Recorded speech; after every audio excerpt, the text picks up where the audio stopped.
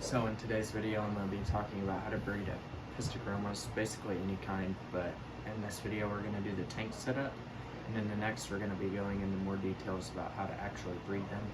But today's video is going to be the tank setup and what you need for that. First thing you're going to need is an aquarium, obviously. Anything from a 5 to 20 gallon should be fine. That's a 5 gallon, that's a 10 gallon. And right here is a 20 gallon. I'm gonna go in the middle. I'm gonna keep my male in a 5 gallon, and I'm gonna keep my females in 10 gallons with their babies. And that is how I'm gonna do it. But you guys can feel free to test out your own ways. So this is aragonite, and this is just normal sand. Both are gonna boost the pH a little bit. And typically they do like a little bit higher pH, so that's fine. I think like 6 to 8 for them is okay, and both of these are gonna boost it to about 7.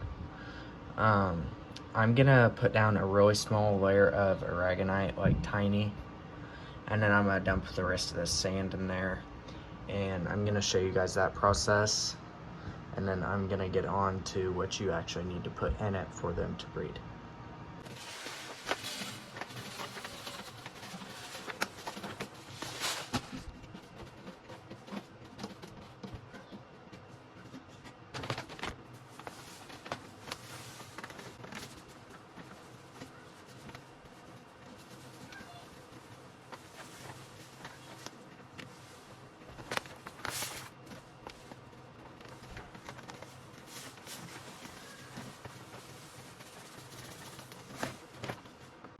So I put a turtle shell in there kind of as a reference, but I am either going to get a half a coconut shell or a half a terracotta pot, either one, whichever is cheaper and whichever you can find in your area. A clay pot, same thing, anything like that, any type of pot cut in half, as long as it's small enough. I would just go to your local fish store and try and find a coconut shell or a pot, and it should be decent sized. I'm probably gonna put another one in here, probably at the front right here, facing this way, so that way I can't look right into it, so it doesn't feel threatened and it feels safe, but the male and female can get away from each other when they need to. The driftwood, you don't have to do that, but I would recommend it just for something for algae or whatever to grow on for the babies to be able to eat, and as structure for the fish to be able to hide on if they're getting picked on. And kind of overall, I would always recommend some type of structure.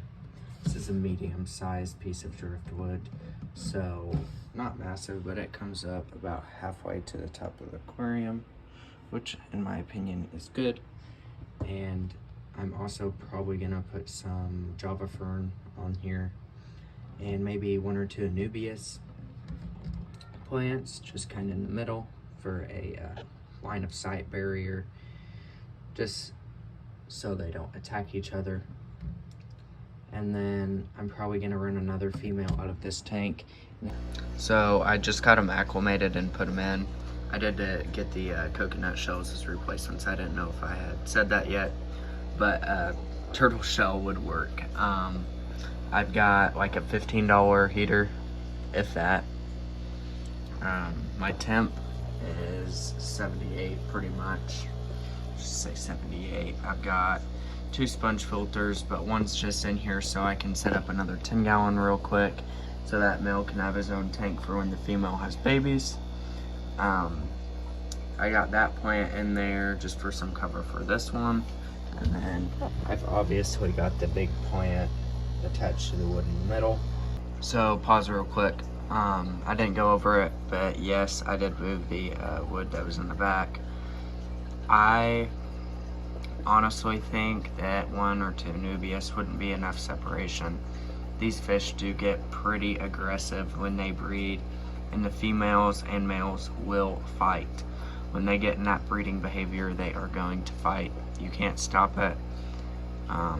if you want babies, you're gonna have to go through it. Very rarely will you be able to find a pair that doesn't fight. Obviously these fish aren't, because they are not full grown, especially the female. The female is about an inch shorter than the male, and the male isn't full grown either. I did move this coconut shell a little bit more forward, although it is not facing straight out. I figured about 90% of the time that this closet door is going to be shut, and 100% of the time those fish are going to be in there together and need a break from each other. I would say line of sight barrier, there isn't one. I mean, obviously, yes, you can see that coconut shell, but if you take a look from the front, you can barely see the opening, and they could very easily both be behind that driftwood, and you would never know it. I also did leave some space behind the sponge filter back there in case they want to hide behind it. I would recommend a plant up in the front. These are all things that I prefer. You don't have to do them. They're just what I prefer. If you guys have any questions on what I prefer and what I don't think you should do, ask. Now, back to the video. They love it. They're starting to get their colors. I also threw a little baby pleco in here, a clown pleco. They'll only get about 5 inches long. This is a setup. If I get any breeding action, I will definitely make an update on that, so stay tuned for that. They love it. They've been darting around the tank. I've had them for a couple hours, and I will definitely keep you guys updated. I believe I have a male and a female. I hope I have a male and a female. That one right there is hopefully gonna be the female. And you can't see it very well, but that one right there is hopefully gonna be a male, and I believe he is, but that female could either be a baby male or a female. I will make an update video once I find out, and hopefully once they start breeding. And I will see you guys in the next one. Thanks for watching. Bye.